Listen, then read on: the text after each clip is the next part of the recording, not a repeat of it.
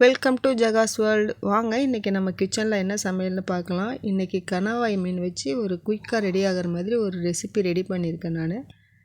இது எப்படி பண்ணலான்னு பார்க்கலாம். இது பண்ணுறது ரொம்ப ஈஸி. ஒரு 15 மினிட்ஸில் எல்லாம் முடிஞ்சிடும் நமக்கு. அவ்வளோ குயிக்காக பண்ணலாம். இது பண்ணுறதுக்கு நான் பேனில் ஒரு 3 ஸ்பூன் அளவு எண்ணெய் எடுத்திருக்கேன். இது ஆல்ரெடி மீன் பொரிச்சேன், நான் இப்போ தான் பொரித்தேன். அதனால் அந்த எண்ணெயை உடனே யூஸ் பண்ணிடணுன்னு நான் இந்த மாதிரி பண்ணியிருக்கேன். 3 ஸ்பூன் எண்ணெயில் நான் ஒரு 4 லவங்கம், ஒரு சின்ன துண்டு பட்டை சேர்த்துருக்கேன். அது எடுக்கலை போடும்போது. ஒரு பெரிய சைஸ் வெங்காயம் பொடியாக கட் பண்ணி சேர்த்துருக்கேன். இது ஒரு 3-4 பேர் சாப்பிட்றதுக்கான கிரேவி. அதுக்காக நான் ஒரு வெங்காயம் எடுத்திருக்கேன்.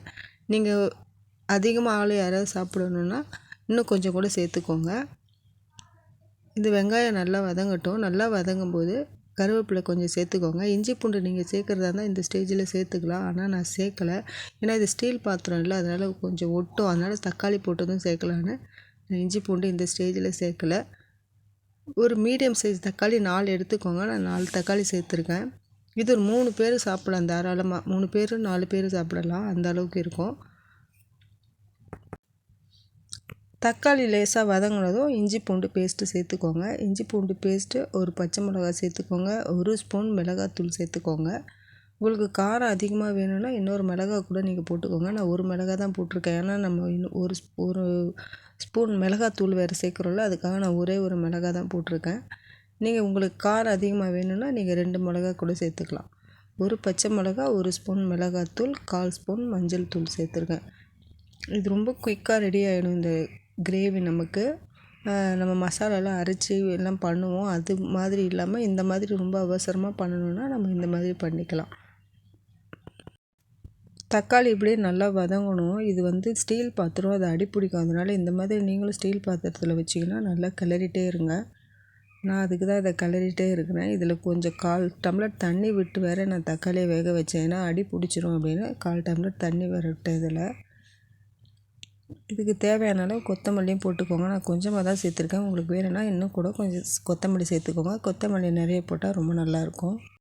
மீன் போட்டதுக்கப்புறம் ஒரு நிமிஷம் போல் அப்படியே கிளறி கொடுங்க. கலந்துட்டதுக்கப்புறம் தேவையான அளவு உப்பு போட்டு மூடி வச்சுருங்க. இது ரொம்ப சீக்கிரத்தில் ரெடி ஆகிடும். ரொம்ப நேரம் குக் பண்ணக்கூடாது. ரொம்ப நேரம் குக் பண்ணால் ரப்பர் மாதிரி ஆயிரும், நல்லா இருக்காது சாப்பிட்றதுக்கு. நம்ம இறால்லாம் எப்படி குக் பண்ணுவோம் அந்த அளவுக்கு தான் இதையும் குக் பண்ணணும். இதில் லைட்டாக இப்போ கொஞ்சம் தண்ணி ஊற்றுறேன். 1/4 டம்ளருக்கும் கொஞ்சம் கம்மியாக தண்ணி சேர்க்குறேன். ஏன் சேர்க்குறேன்னா இது அந்த தக்காளியிலே வெந்துடும். இது வந்து ஸ்டீல் பாத்திரங்கிறதுனால அடி பிடிக்கும், அதுக்காக தான் லைட்டாக தண்ணி சேர்த்துக்கிட்டேன் நான். இது ஒரு 2-3 நிமிஷம் அப்படியே மூடி வச்சுருந்தீங்கன்னா குக் ஆகிடும். மொத்தமே இது ஒரு 15 நிமிஷத்தில் ரெடி ஆயிடும் நமக்கு. இது வெந்துட்ட உடனே இதுக்கு தேவையான அளவு மிளகுத்தூள் தூவி இறக்கிடுங்க. நம்மளுக்கு சூப்பரான கணவாய் மீன் கிரேவி ரெடி ஆயிடுச்சு. இது எல்லாத்துக்கும் ரொம்ப நல்லாயிருக்கும். ரைஸ்க்கு நல்லாயிருக்கும், இட்லிக்கு நல்லாயிருக்கும், தோசைக்கு நல்லாயிருக்கும், பூரிக்கு நல்லாயிருக்கும், சப்பாத்திக்கு நல்லாயிருக்கும்.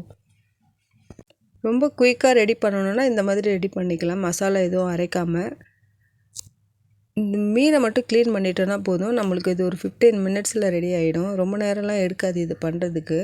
க்ளீன் பண்ணுறது மட்டும் தான் நமக்கு வேலை. க்ளீன் பண்ணி வச்சுட்டோன்னா ரொம்ப சீக்கிரத்துலேயே ரெடி ஆயிடும் நமக்கு. இது எப்படியே நம்ம குழம்பு மாதிரியும் வைக்கலாம். இதே கொஞ்சம் ஒரு தேங்காய் அரைச்சி ஊற்றினால ஒரு குழம்பு மாதிரி ஆகிடும். குழம்பா வேணும்னா நீங்கள் ஒரே ஒரு பீஸ் தேங்காய் கூட அதில் அரைச்சி சேர்த்துக்கலாம். கிரேவியாக வேணும்னாலும் ஒரு பீஸ் தேங்காய் அரைச்சி ஊற்றி கொஞ்சம் திக்காக எடுத்துக்கிட்டிங்கன்னா நல்ல ஒரு கிரேவியும் கிடைக்கும். என்னோடய இந்த வீடியோ உங்களுக்கு பிடிச்சிருந்ததுன்னா லைக் பண்ணி, ஷேர் பண்ணி, சப்ஸ்கிரைப் பண்ணி சப்போர்ட் பண்ணுங்கள். நான் இன்னும் நிறைய நல்ல நல்ல வீடியோஸ் போடுறேன். என்னோடய சேனலில் போய் பாருங்கள், நிறைய வீடியோஸ் போட்டிருக்கேன். அது உங்களுக்கு பிடிச்சிருந்ததுன்னா சப்போர்ட் பண்ணுங்கள். தேங்க்யூ.